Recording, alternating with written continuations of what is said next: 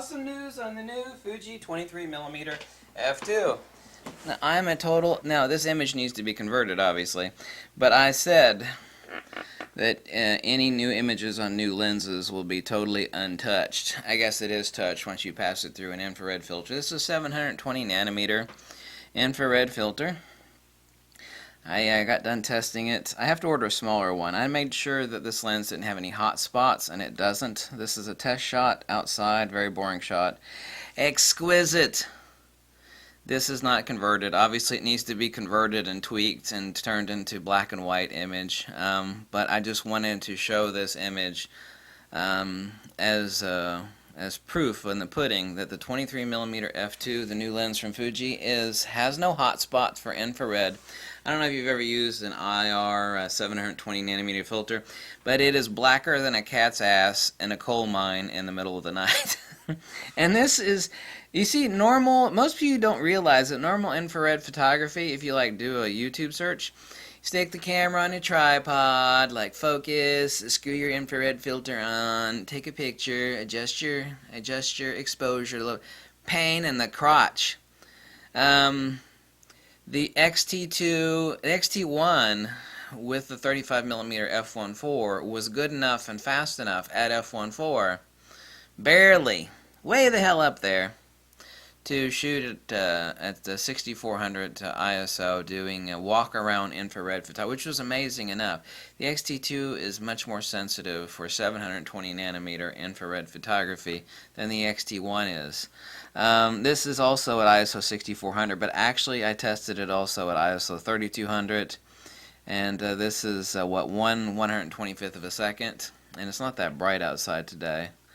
It's slightly anyway, perfect infrared photography. There's no hot spot in the middle of the lens. Now, to use that on this lens, I tested it with this one, which is a larger filter. You have to get a step-up ring from a 43 to 46 millimeter, which is like $2 on eBay.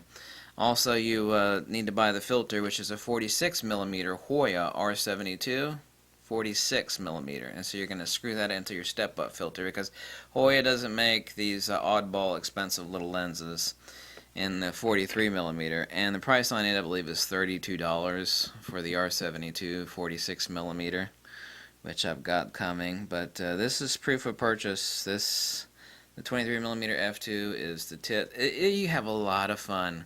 You talk about people, you know, talk about, oh my God, there's this neat little setting on your camera called A-cross, black and white, or, you know, that's all well and fine, and people will love using that. That's well and fine. What about screwing a filter on your damn camera that turns, now it depends on the type of foliage too. I mean, the foliage in infrared looks radically different.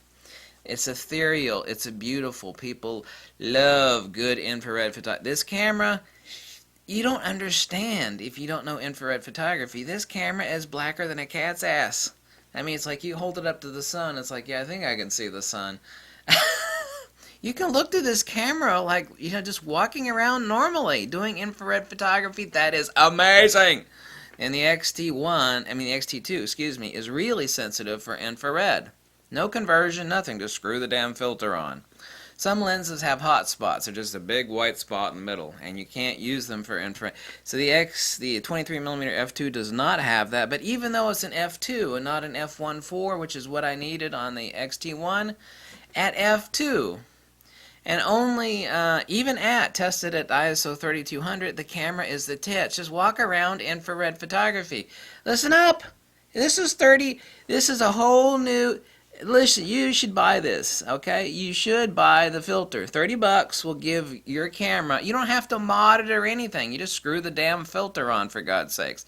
And walk around and do infrared photography. Now, I've done a lot of these shots. This one needs, you can download this and just convert it into black and white and then see what it looks like. But I've already got a lot of other black and white infrared pictures uploaded. But you can see how white the foliage is. Wow! Yes! Oh yeah! Yes, yes, yes, yes, yes. Awesome news. Awesome. These little filters are expensive, so I certainly don't, you know, I only own a couple filter sizes because they're not cheap filters. They're infrared pass filters from Hoya, made in Japan. High quality, not cheap filters. So, awesome news. No conversion, nothing. This gives you a new ability, not only the ability to do great infrared photography, but if you realize what every other camera is to do infrared, stick it on a tripod. It's great. It's a pain in the crotch to do that. This is as easy as normal photography. Walk around, click, click, click, click, click. Fun. F-U-N. This will be, like I said, for 46 millimeters, $32, I believe. It'd be the best effing 32 bucks you ever spent for your Fuji. Okay? Now, I've only tested a few Fuji lenses in infrared, mainly because the filters are expensive, and the bigger it is, it'll get exponentially expensive. So, good news on the 23mm f2. Oh, yeah! This is a pile of awesome. This is the cat's ass, and yes. Okay, thanks for watching. Catch you later. Bye.